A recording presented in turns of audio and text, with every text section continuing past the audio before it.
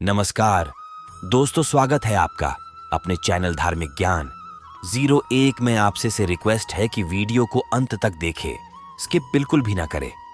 Video पसंद आए तो लाइक करें, साथ ही दोस्तों रिश्तेदार में शेयर एंड सब्सक्राइब जरूर करें, क्योंकि इससे हमें वीडियो बनाने का मोटिवेशन मिलता है। आज नमस्कार, आपका स्वागत है। वास्तुशास्त्र के अनुसार घर में हर चीज अगर अपनी सही जगह पर और सही तरीके से रखी जाए तो वह हमारे लिए फायदेमंद होती है।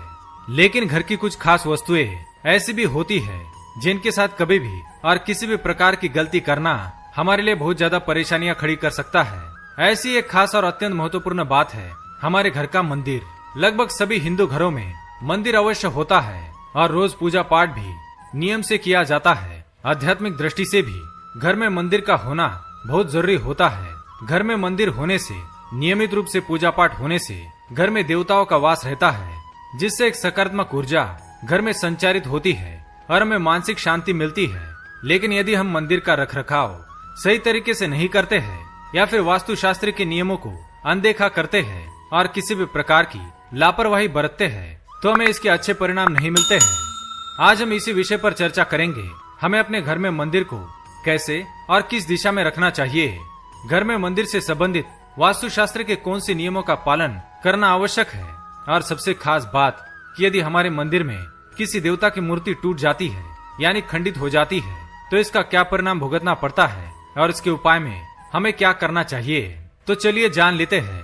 अगर आपने चैनल को अभी तक सब्सक्राइब नहीं किया है तो इसे सब्सक्राइब कर लीजिए, ताकि आप ऐसे आध्यात्मिक जानकारी वाले वीडियो देख सके। साथ ही वीडियो को एक लाइक जरूर करें। पहली बात, घर के ईशान्य कोण में देवताओं का अधिष्ठान होता है, इसलिए इस दिशा में हमेशा शुद्धता और सात्विकता रहती है। यह दिशा अत्यंत शुभ और पवित्र मानी जाती है, इसलिए घर का मंदिर ईशान्य दिशा में ही होना चाहिए। दूसरी बात, दक्षिण दिशा की दीवार से चिपकाकर या नैऋत्य दिशा में मंदिर को भूलकर भी रखना नहीं चाहिए, नहीं तो इसके परिणाम अच्छे नहीं होते हैं। घर के दक्षिण दीवार पर देवी देवताओं के चित्र भी लगाना अनुचित माना गया है। नैऋत्य दिशा थोड़ी अशुभ प्रभाव की होती है, इसलिए धार्मिक कार्यों के लिए ये बिल्कुल भी उपयुक्त दिशा नहीं है। तीसरी बात, अपने घर के मंदिर में अन्य देवी देवताओं के साथ अपने कुल देवी देवता की मूर्ति या तस्वीर अवश्य होनी चाहिए और उनकी नित्य उपासना भी जरूर होनी चाहिए, नहीं तो हमें उनकी कृपा से वंचित रहना पड़ेगा। चौथी बात, मंदिर में कम से कम देवी देवताओं की मूर्तियां रखे। एक ही देवता की 2 या 2 से अधिक मूर्तियां कभी ना रखे। खड़े हुए, सीधी सूंड वाले या नाचते हुए गणपति की मूर्ति, तांडव नृत्य करते हुए या रुद्रावतार वाले शिवजी और माता का भी रौद्र रूप नहीं होना चाहिए। ऐसा होने से हमारे जीवन में इसका विपरीत परिणाम होता है। पांचवी बात, मंदिर में सुबह शाम दोनों समय पूजा आराधना होनी चाहिए।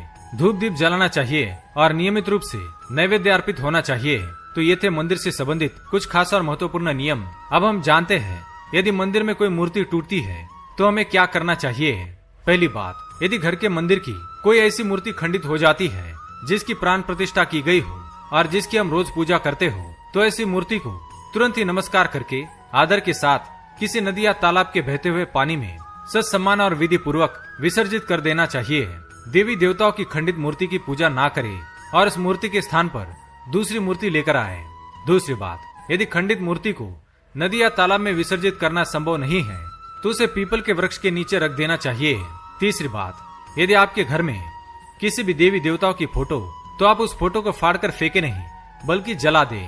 खंडित मूर्ति या तस्वीर में दैवत्व भी समाप्त हो चुका रहता है, इसलिए आप उसे जला सकते हैं। हाँ, लेकिन इससे जो भी राख बनेगी आप उस राख को भी बहते हुए पानी में प्रवाहित कर दे या उसे भी पीपल के वृक्ष के नीचे डाल दे। चौथी बात, यदि आपके घर के मंदिर की कोई मूर्ति अपने आप खंडित हो जाती है तो इस बात को लेकर मन में किसी भी प्रकार का डर, शंका या संदेह ना रखे। मूर्ति का खंडित होना किसी अप्रिय बात का संकेत नहीं होता है, बल्कि यह इस बात का संकेत होता है कि हमारे परिवार पर आने वाला कोई बड़ा संकट उस देवता ने अपने ऊपर ले लिया है और अब वह संकट टल गया है। पांचवी बात, मूर्ति खंडित होने का दूसरा कारण यह भी हो सकता है कि वह देवता आपको निकट भविष्य में आने वाली किसी संकट की पूर्व सूचना देकर आगाह कर रहे हैं, इसलिए आपको सचेत और सावधान रहना चाहिए।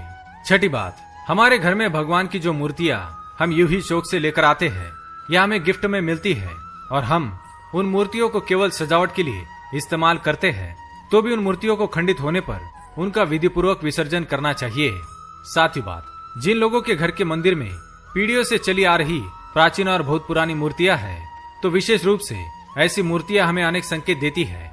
यदि किसी दिन हमारे मंदिर में ऐसी कोई मूर्ति अचानक अपने आप नीचे गिर जाती है, तो यह भी किसी अशुभ होने का संकेत होता है। यदि मूर्ति मात्र गिरी है और टूटी नहीं है, तो आप मूर्ति का विसर्जन ना करें, बल्कि उसे उठाकर स्वच्छ जल से साफ करके विधि विधान से पूजा करके ही मंदिर में स्थापित करें।